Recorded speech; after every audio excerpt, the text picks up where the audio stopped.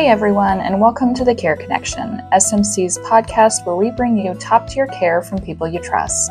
I'm your host, Chelsea, the marketing manager here at SMC. Each episode will dive into everything rural healthcare and more, the challenges, the wins, the people, and the stories that don't always make the headlines. This is your backstage pass to see SMC in a more unfiltered light, straight from the folks who live and breathe this work every day. Whether you're a patient, a neighbor, or just healthcare curious, we're glad you're here. So let's get into it. Today, I'm joined by special guest, SMC's very own CEO, Matt Sells, and we'll be talking about leadership, rural healthcare, and what's really happening behind the scenes here at SMC. All right, Matt, tell us your story and how you got started at SMC.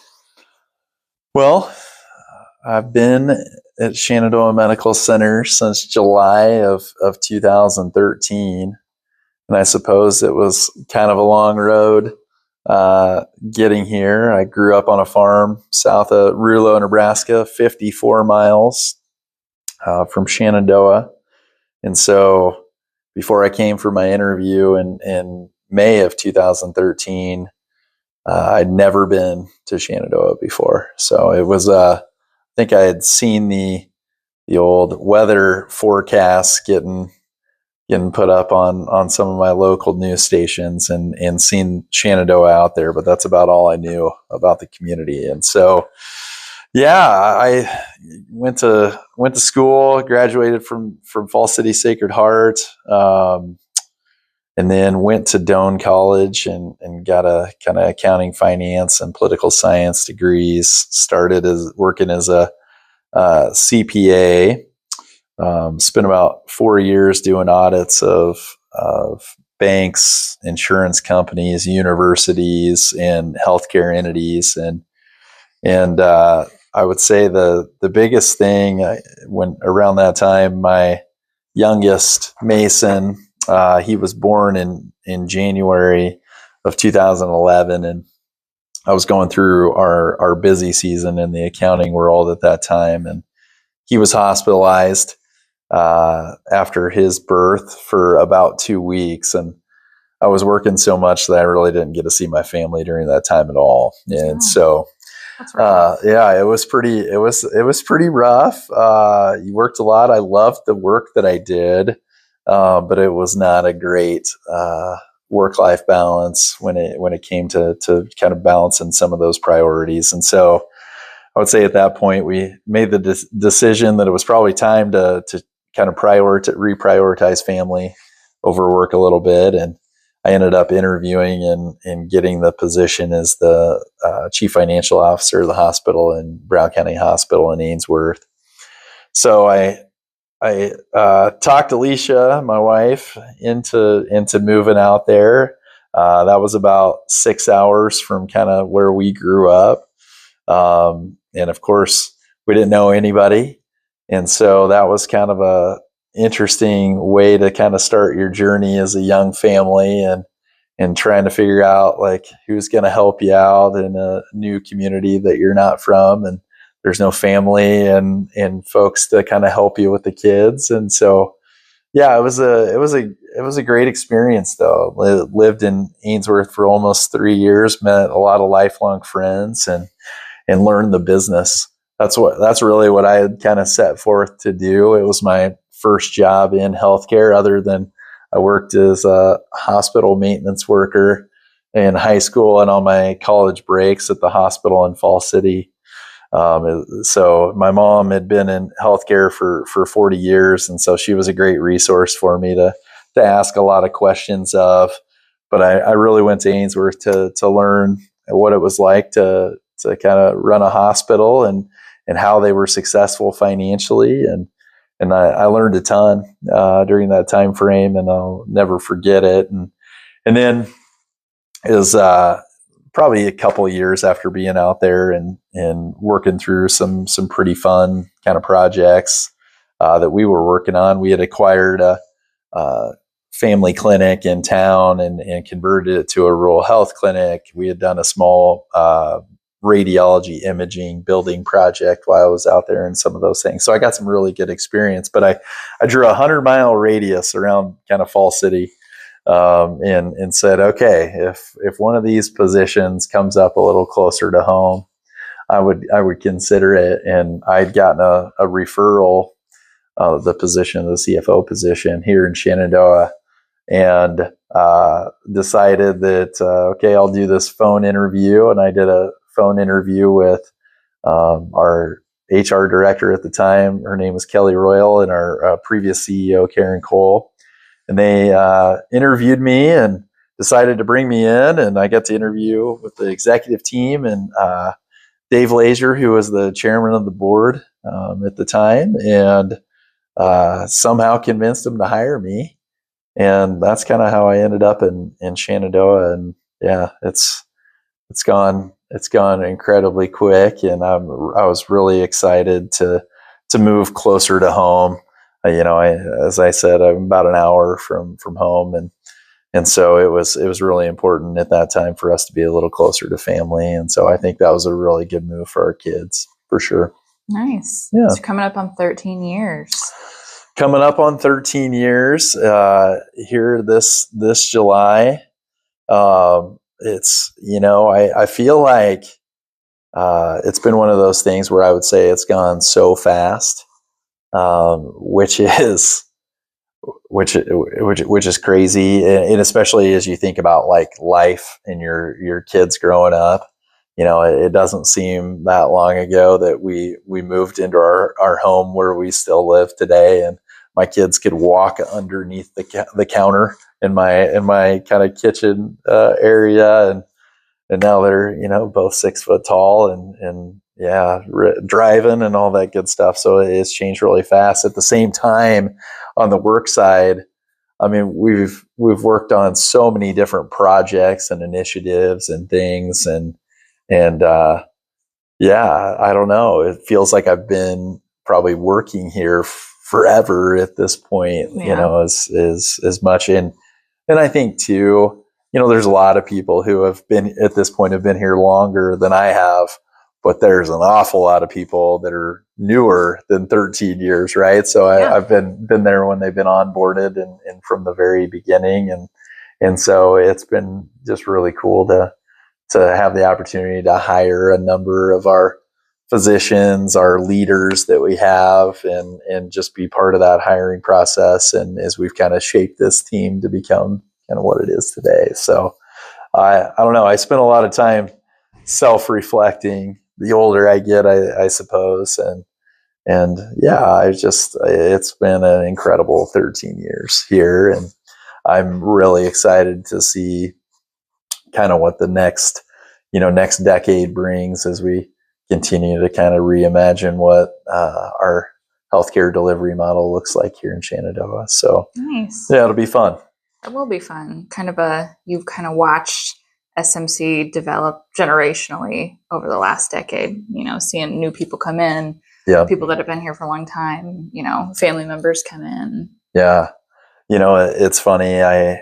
For a lot of things as we're going through it, I'll be the person now that be like, hey, have you ever thought about doing this? And, I always had to laugh at those people when I first got here as I'm bringing up new ideas. And I've been like, yeah, we went down that path once, and, that's why it did or didn't work. And yeah, it's been kind of funny, but, there's definitely a lot of, kind of historians that I look to, people that have been here a lot longer than I have, people like Mindy Stripe, or even Brenda Young, or Nikki Carlson, and even kind of Dr. Babe on our executive team. It's like, hey, how did you used to do this? Or when did this come about? I love to listen to those stories. And then probably one of my favorite things to do here is when we have our retirement parties.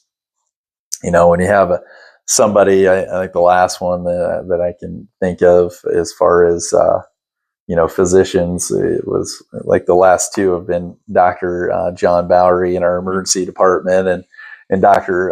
Don Bumgarner, our family practice physician. Just listen to the stories that people have, and just how things have changed over Dr. Don had been here 35 plus years, and Dr. Bowery was like 22 or 23. So they had some awesome stories, and I always loved listening to people like Sue Hannah and Linda Owens, and some of the nurses that have retired here too, after 40 plus years. I don't know. I just think that's always so impressive. And in my career, as I was early on and kind of moving around and trying to find out where I belonged, I always admired those people that had those 30 plus year careers, and thought, man, I wonder if I'll ever find a place that I stay for a long time. So it's been great to have some tenure and be here for a consistent time. And I hope it has brought some stability to our organization and into the community. Yeah, I definitely feel like it has. Yeah. Definitely a different SMC now than it would have been when you started. Yeah. It's grown quite a bit. Absolutely. And, I think, internally you feel like the cultural shift, right? And every time you hire new people and bring them into the organization, I feel like things change and it feels a little bit different. But then you think about even the physical aspect of when we built the new medical office building and opened it in 2016 and opened that, and then obviously doing our cancer center project in 2024, and now as we're kind of starting to do all of the planning and modeling on what our new kind of phase 3 addition and renovation project will look like. I mean, it's just kind of amazing. I always love when people that don't live here have, they're from the community or they have family here, and they come back and things have changed a lot. I just love to hear their perspective on the way things used to be. And I just am really proud of the facility, but it's certainly the people inside of it that make it what it is and kind of shape who Shenandoah Medical Center really is. And so, I love the people. I love walking the halls and knowing who people are and being able to, talk to them about their kids and things like that. You just don't get to do that everywhere. So it's definitely a small kind of community feeling when you get to know everybody on that basis. It is. It's a special thing. And, I think the crazy part is, we have about 375 employees, but it doesn't feel like that at all, and so, walking around the facility, it's all familiar faces and friendly folks. And it's probably what I always hope to find in a facility for sure. Nice. Yeah. That's awesome. I definitely noticed, granted, I've only been here a year, but every time you see somebody, you 100% know their name in the hallway. I don't think I've ever seen you be in a hallway and not know every single person's name as you walk by. Well, I think, it's one of those things that I guess I feel like I think it's really important. I think in our facility, we talk about how important every single person is in the patient's experience and how everybody contributes. And, I don't know, I just have always taken the time to try to learn, the people's names. And I won't say it's never happened to me where I forget, but I think ultimately, sometimes I'll miss an orientation class. If I do that and I don't get to meet somebody, they'll kind of sneak up on me, and I got to go ask them who they are, and make sure they're really supposed to be working here, right? So no, I've always found that to be valuable, and if we truly mean that that every person's super important, then we should know who they are and a lot, as much about them as we possibly can. So, definitely shows. Yeah. That is a really good way to lead into our next question, which is, what sets SMC apart from others in terms of patient care and experience? Yeah, I think it's kind of cliche, but everybody's always going to say, what makes your facility the best, right? And I feel like I would definitely say the people. We have human beings that care about each other here. And, they care about each other. They care about their families. They care about their friends, their neighbors. And ultimately, that really helps them because they tend to care about every single person that walks through the door. And so, I think that's who we are as a facility. I feel like it's really in our DNA as far as that goes. And I hope we can continue to make care always feel super personalized that way. And I feel like our physicians and our providers, they really get to know their people on another level. And it's awesome for those patients to mean somebody or mean something to those providers. I always love to kind of walk upstairs and, I'll walk through some of our clinic hallways and they've got like family pictures and all this stuff that, patients have sent or new birth announcements and things like that. And I just think that, that just is unique to small town care. And I think that's something that is truly very, very important to our staff that work here.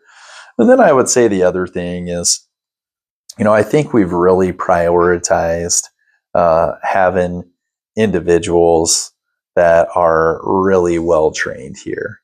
And so, I think sometimes, you can get this stigma that is, okay, you're providing care in a rural community and the rural community never has like the best doctors or the most highly trained folks, right? Because they're working at Johns Hopkins or Mayo or the Cleveland Clinic and those kinds of things. And I think from our standpoint, we've really done a nice job of finding lots of people who have worked in those urban tertiary care centers, and they've functioned at a very high level, high volume, high stress, situations. And then they've decided and made a choice about their careers that I would rather work in a place that I described earlier, right? Like one of those places where you truly know the people and you have grateful patients that are grateful to have really good people to take care of them. And once you get that experience, I see those individuals being so satisfied with their decision to leave the city and to come practice in a smaller community. And I think we've done that really nicely. And I think, a lot of those physicians have gone out and they've recruited, past colleagues or medical school, graduates that they went to residency with and stuff like that. And they're like, hey, you got to come check this place out. And I think that's been, pretty special to kind of see that organic growth of individuals that are super highly trained that have decided, I'm gonna enjoy the quality of life that is living in a small town. I want to work on a team full of people that we all know each other. We treat each other like family.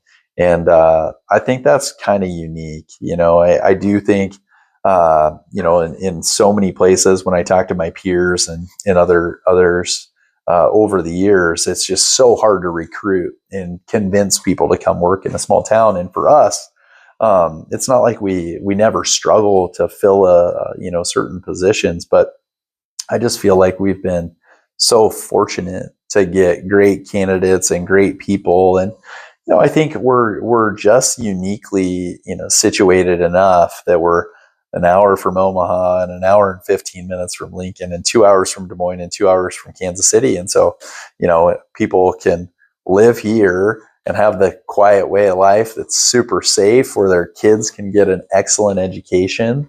But then if they want to go to the city on a Tuesday night and take their, wife out for their anniversary, they can easily do that.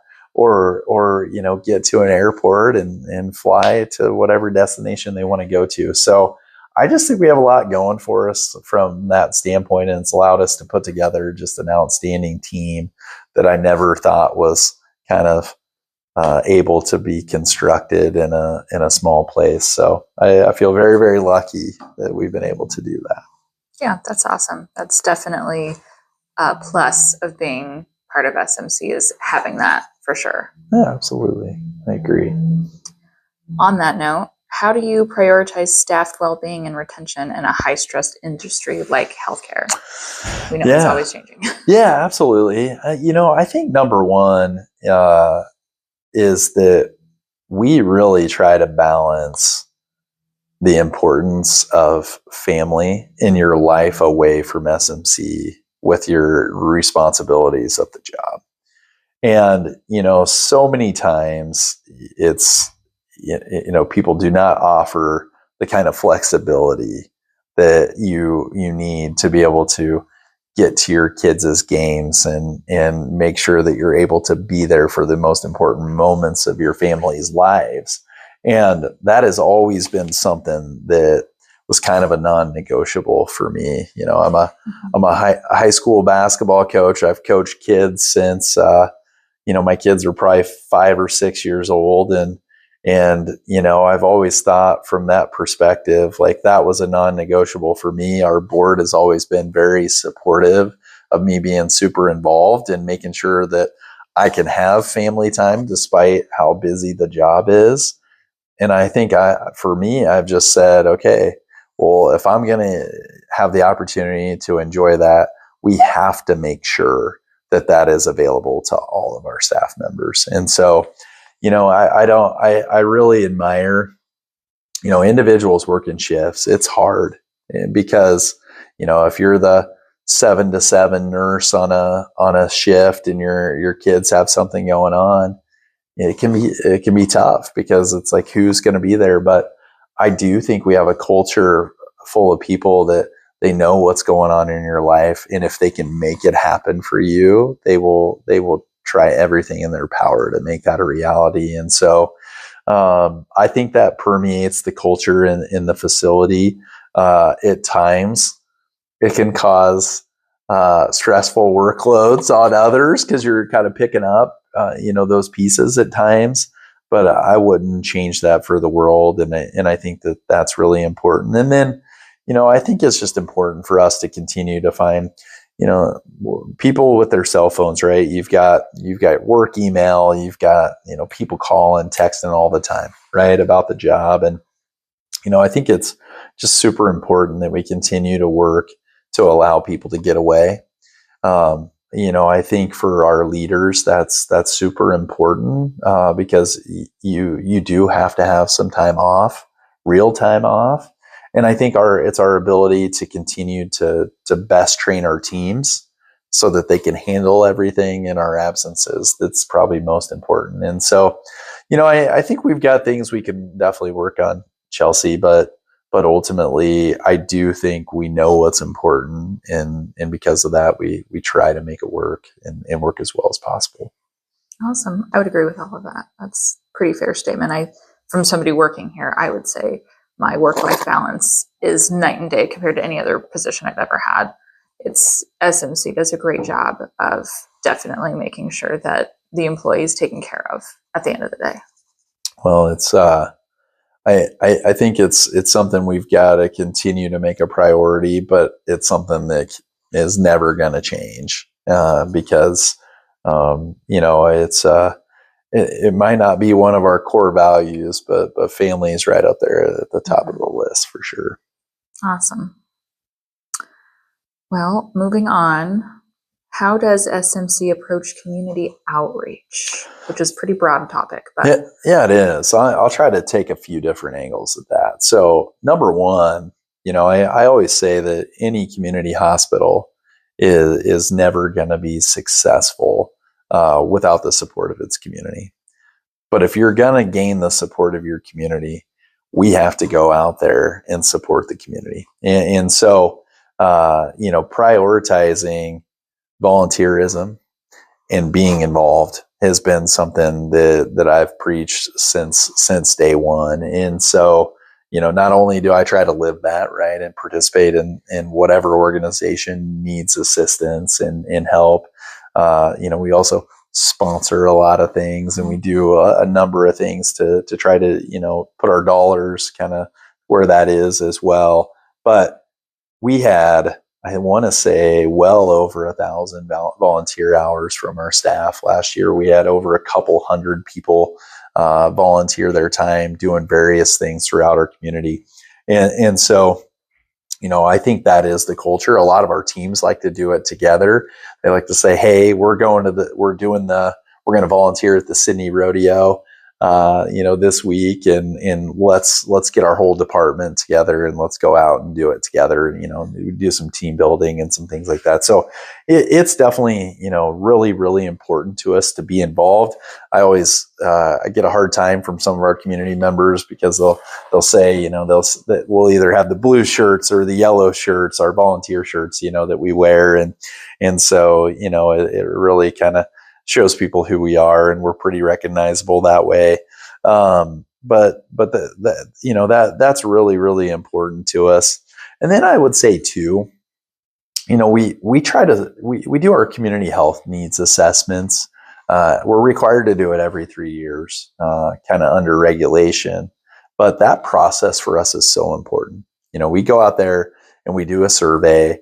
We're trying to get upwards of, 500 responses if we can, so we can get the community to weigh in on what should be our priorities. And, a couple great examples of that.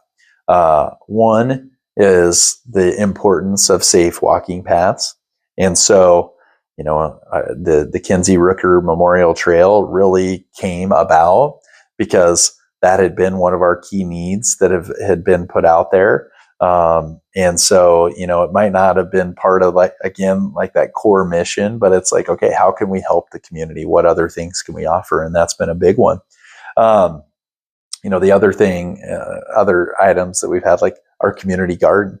It's like, it was identified as a need, and our team said, let's do it, let's make it happen. Let's do it right here on campus. And I can tell you for like Shayla Augustine, who's been involved with that since its inception, I mean, it's a lot of work, right? It's a lot. But our team tackles those things to add value for the community and because they see the bigger picture, and that's beautiful. And then, the other thing is then like just feedback on core community services. And, one of the things that came out in one of those assessments, I think it was the 2019 assessment. It's like we got too many people that are being forced to travel for cancer care, and it's hard. And so, we obviously put together our cancer center project. The Robert S. Holmes Family Cancer Center opened in 2024. We're doing, complex chemotherapy, cutting edge radiation treatments. We have state of the art equipment, all those kinds of things here in Shenandoah. And it's been something that's been pretty cool, especially for somebody like me. I grew up 54 miles from here, and there are people that are neighbors, friends, community members from where I grew up that have sought their care and gotten their radiation treatments here in Shenandoah. That's awesome. And it's just a pretty cool thing, right? The people are traveling from southeast Nebraska, from northwest Missouri, from all over southwest Iowa to Shenandoah to get care. I think it says a lot about our programs and something I'm definitely very proud of. But I would just say, it's just my shameless plug here. When we put those surveys out, please, if you've got a great idea or you think there's something that's lacking, healthcare or maybe semi-related or not, please weigh in and take the time to fill it out, because we listen, and a lot of times that's where some of our best ideas have originated. Nice. That's awesome. If there is a link to something like that, we'll make sure it's in the description. You bet. What is the biggest challenge facing our healthcare system today, and how is SMC addressing it? Yeah, I would say the challenges, there are many, right? But I break it down into twofold. The two things that kind of keep you up at night, right, is reimbursement for services and getting paid at a level to make things work to be financially successful or difficult, right? Mm-hmm. So we've got a great team that's always working really hard together where we're trying to make sure we're investing in activities that are really going to support our mission to provide exceptional patient care, and to do that very well, get good outcomes and provide patients with, a great patient experience. But we've got to do that and be mindful of the business side. And so, because of that, sometimes we've been forced to make some hard decisions, right? To cease doing various services because they hurt us, significantly from a financial perspective. So I think those are kind of the hardest things and the hardest decisions to make in a lot of times, but very, very important ones. And then the other, and those are the ones that we'll continue to make if we have to. But I think, just trying to prioritize our financial resources and make it work financially, it will always be one of the challenges that we're faced with. The other one is the workforce, right? So making sure that we have skilled caregivers and the folks that we need in place to make sure that we have the appropriate coverage to provide care safely and do a good job of it. So, I think the second part of your question there was, how is SMC addressing it? I think, a number of ways. So, obviously our SMC Foundation scholarships for kids going into healthcare are just a hugely important thing for us to do. We've been doing that for 6 years now. We have probably had somewhere in the neighborhood of 40 to 50 scholarship awardees at this point. And it's kind of fun to watch those kids on their journey as they kind of track towards that. And we're even starting to see some of our first winners come back, be part of our team, which is super cool.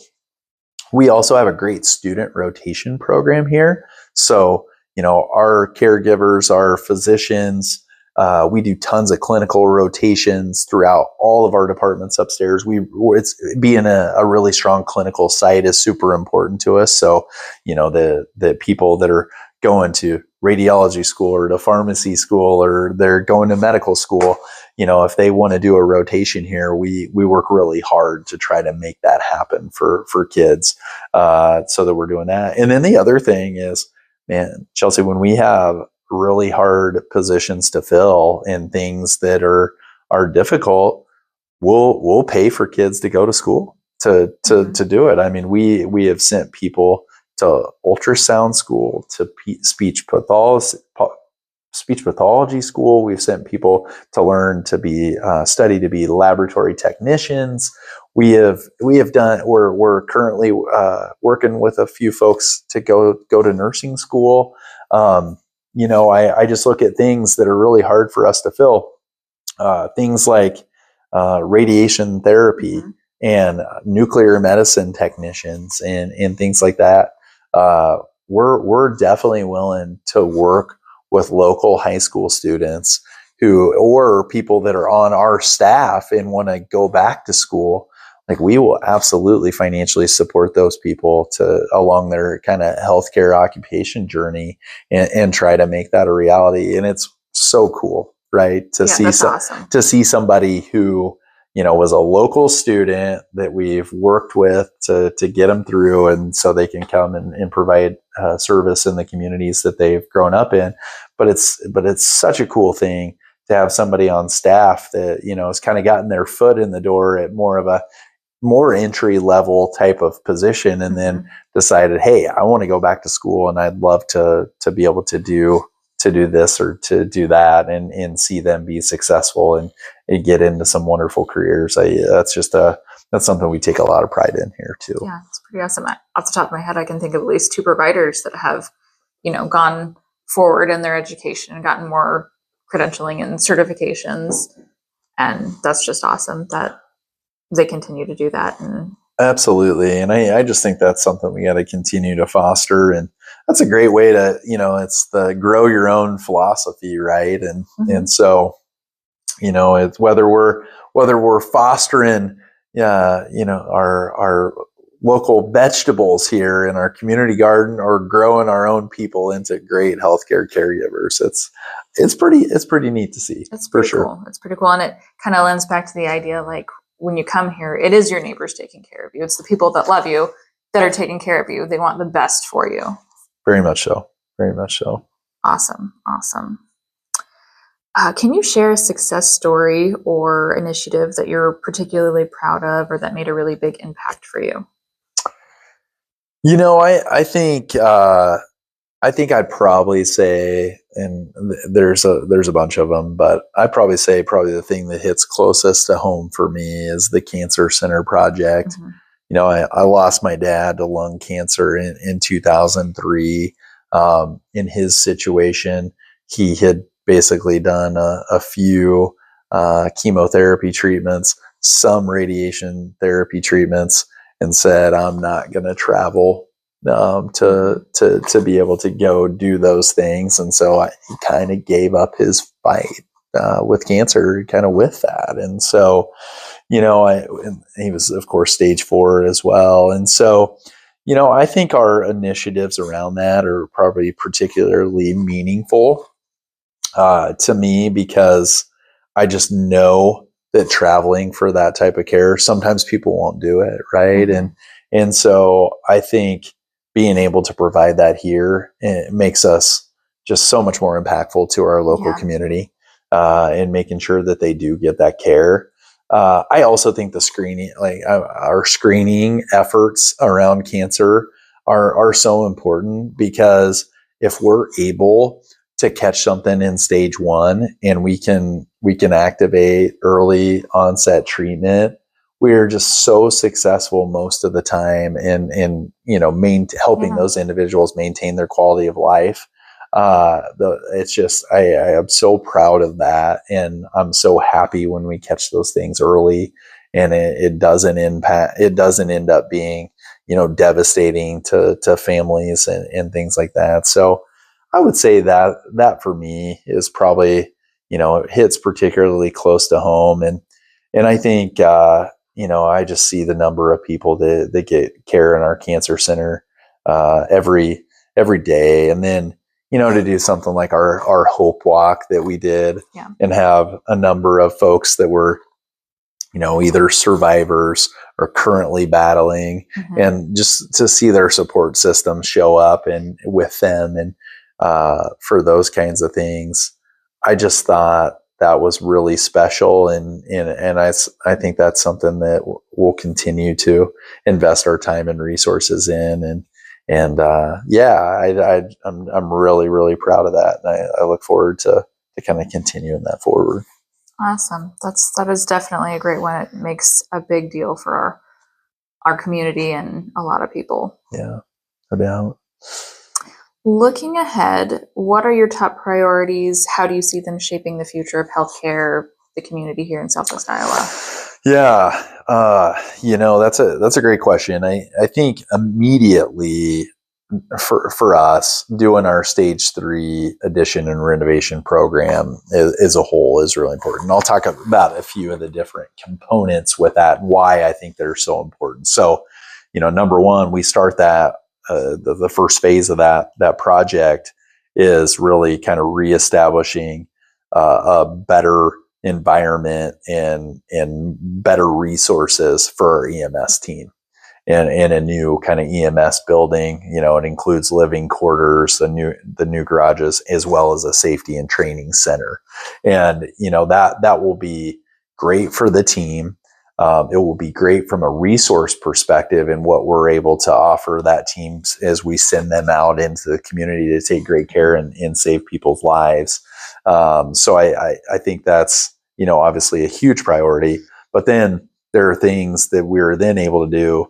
Bringing MRI in-house is going to be something that's really important to us. It will help us from a stroke care perspective. It will help us in the emergency department as a whole. It will be really, really meaningful to our orthopedics program, local injuries that we have, to our student athletes. I just think that's going to be a great thing.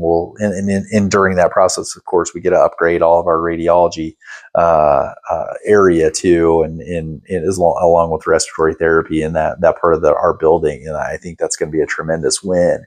The other thing is that we are going to add 2 labor and delivery suites. And so that will then take us from 2 to 4 suites. They'll be brand new areas for us, for our local moms. And we're typically delivering between 110, 130 babies here. We're managing the care of another 30 folks, from a prenatal perspective that might be medically high risk, that we can do their prenatal care here in Shenandoah, and then they can deliver, at places like Nebraska Medicine where there's a NICU available. So, I think that program will be really, really important for us. We're also doing some things to remodel our inpatient unit, makes several of our rooms larger, and basically then kind of bring in the rest of our facility up to date. We create some more kind of specialty clinic space that we need to. So it's going to be a huge priority for us.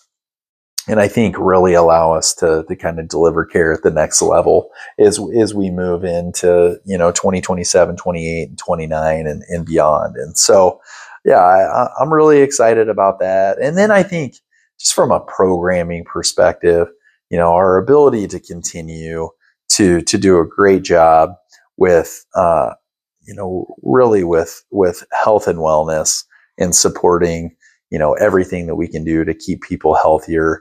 Importance of annual wellness visits for individuals. I talked about, cancer screening before, right?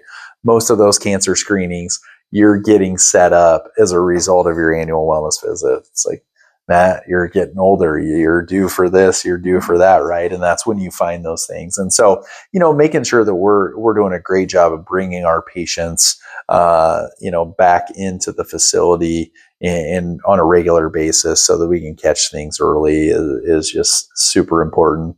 And that's my shameless plug for if you're a listener and you're like, oh man, I don't really remember the last time I had an annual wellness visit. It's probably time to get set up with your primary care physician and get seen. So you bet. Very easy, not scary at all. No, absolutely not. And our team of providers and the people here, they usually make it fairly enjoyable. So not scary at all. Nice. Awesome. Before we get to our last question, is there anything else important that you think the community should know about Matt Sells? Oh, about Matt Sells. I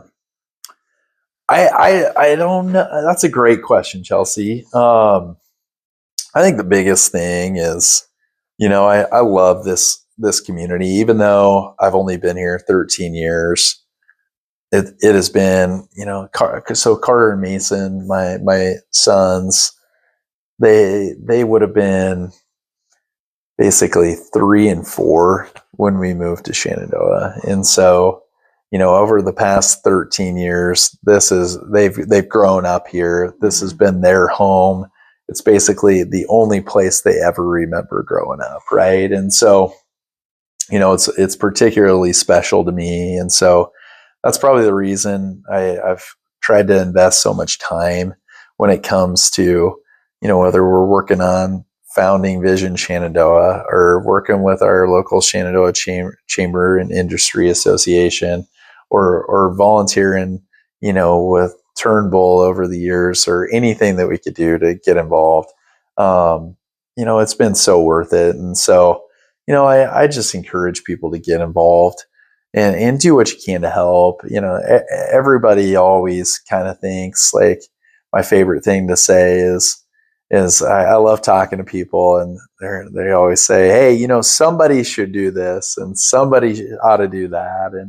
And I guess I've always felt like, well, I'm somebody, you're somebody, right? Like, we can make a difference if you just raise your hand and say, well, nobody else is probably going to do it. And that's really been my attitude, and getting involved has been something that I've really, really loved doing, and it's super rewarding. And yeah, I'll just probably, I guess, continue to want to do those things for the rest of my life. I think your communities provide so much for you.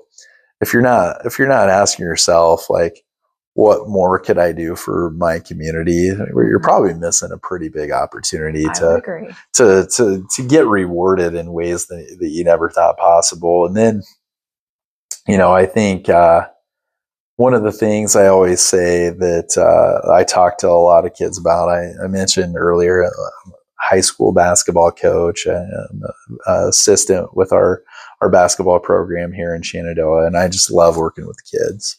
And everybody's always like, well, why are sports so important? And why does that, why do you spend so much time and all those kinds of things? And I just, I always like to tell people, like, I think I learned pretty much everything about leadership and most of everything in life from sports and growing up. It was really important in my family, and we spent a lot of time on it. And my folks were always pretty hard on me about it too, right? And so, but I just think about, some of my hardest moments before you go through like the things that are really hard in life were, failing. And like I told a group, I was talking to a group of kids the other day, and I said, one of my like moments that I remember most from high school is playing in a state playoff football game, and in my last game, and I threw I played quarterback. I threw 3 interceptions, and we ended up losing by a touchdown, and I was heartbroken, right? And I let the team down, and there was nobody else to blame in that situation but me. And, so it's teaching you self-accountability, how to persevere, how to realize like you're going to fail and you got to pick yourself back up and go back out there and try to do a better job tomorrow, right? We fail in life every single day. And so, I think about the importance of teamwork and how you've got to rely on your teammates and learning how to be a good teammate and all those kinds of things. Like, it's just so applicable to our lives in the workforce every day. And so I don't know, there's so many things out there for kids today where I don't think they have the opportunity to learn some of those tough lessons, and sports definitely provided it for me. And I think, I've loved watching the kids that I've coached go through those same things and just become better young people, throughout those kind of trials and tribulations. So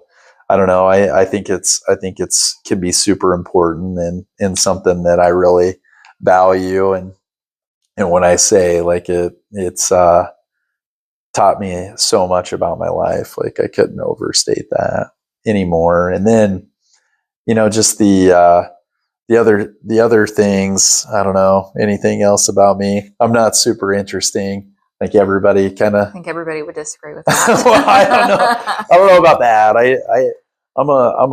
I'm such just a regular person. I love I love watching football and sports on TV and going to games and doing stuff with friends and going out in the community and things like that. And I don't know. It's family is by far the most important thing to me. I'm so grateful that you can work and have responsibilities in a job, but at the end of the day, you still go home to the most important people in your world, and to be able to do that here has been a major blessing. And we just have such a supportive board of directors. I just feel so fortunate to have their support and input and advice. And kind of like my stories about failure, right? Like we make mistakes and we make the wrong decisions sometimes, and they're just asking that we learn from them and get better. And that's really what I just want to continue to foster throughout our organization, right? Is you're going to make mistakes, and people in their jobs they're going to screw up, and that's okay, right? And I think as long as you're learning from those things and really trying to apply them to not let them happen again, and getting better, I think you're going down the right path. And I feel like that's our approach in everything that we do. And we owe it to our patients and to our community to continue to work super hard to provide them with the best possible facility and service that they could get in healthcare here in Shenandoah. What else? Well, I have one last thing to ask. Yep. What is the best way for the community to get involved with SMC's mission? Well, I'd say, number one, support us in all sorts of ways, right? So, number one, if you don't get your health care here, like I would ask a community member to consider it. Maybe you had a bad experience 20 years ago or 10 years ago, right? But I can tell you that we've got a team full of people that are highly skilled and they really want to do a good job. And so, I can promise if you had one bad experience that the next 9 probably won't be. So number one, don't be afraid to give us a try. I think that's key. 2, come in and ask questions at any time, reach out, give us feedback. We've got things like our patient family advisory council. We got some great volunteers, some focus groups that we listen to when it comes to how can we better our services. We only want to improve, so please continue to provide that overall feedback. And then, I got to give a big shout out. We've been able over the last kind of 8 or 9 years, Chelsea, to raise about $4+ million for our building projects, for our service lines, for our patients, for our employees, those kinds of things. And we couldn't have done so much without the support of our community. So I got to give a shout out to our donors and the people that support us that way too, because that's a major investment and commitment from those people to trust us to take their money, right, and put it towards something that's going to hopefully impact others super positively for years to come. And so, a big thank you to all of those individuals that have given in the past and supported us. And if you'd like to learn more, we do a monthly education breakfast on usually like the last Friday of the month at 7:30. We'll do a presentation, serve breakfast, and really kind of talk about what we have going on and give individuals the opportunity to ask questions and get more educated. So if you're interested in that, we'd love to have you. And so we're always looking for new folks to get in front of and talk to and provide some education. So I think those are some of the ways. And then, if you're a prospective healthcare worker and you want to see what it's all about, and I'm obviously really proud that we've been named a top workplace in the state of Iowa for the last 5 years, a top workplace nationally for the past 2. If you'd like to see, why that's the case, please apply, come and join our team and hopefully be part of the mission that we have to provide exceptional patient care and just be a wonderful asset to this community and do a great job for your family, friends, and neighbors. So we'd be privileged to have folks continue to join us on this journey for sure. Awesome. You can also find out everything on SMC social media, Facebook, Instagram. Yep. www.smchospital.com. Correct. The website. Yes, for sure. Well, thanks for giving me an hour of your time, Matt. I'm sure everybody will be excited to hear. And we'll be back soon with another awesome guest. Well, I can't tell you enough how excited I am that we are starting this podcast program. I think we've got lots of super interesting people working at SMC, some excellent patients that have, had some tremendous outcomes and complicated journeys and things where they've entrusted us to be able to provide them with care that that hopefully has made a huge difference in their lives. So yeah, I think this is a great program, and I'm kind of super excited to see where it goes. But yeah, it's obviously an honor to be the first guest, and I'm sure it'll only get better from here. Thank you again, Matt, for sharing an hour of your time with us. We're really excited to see where this goes as well. That wraps up this episode of The Care Connection, a little behind the scenes look at SMC. Thank you so much for listening and being part of the Shenandoah Medical Center community. You can follow us on all the social media platforms to keep up with the latest news, what we have going on, and different wellness resources available. We will see you next episode. Thanks again for listening.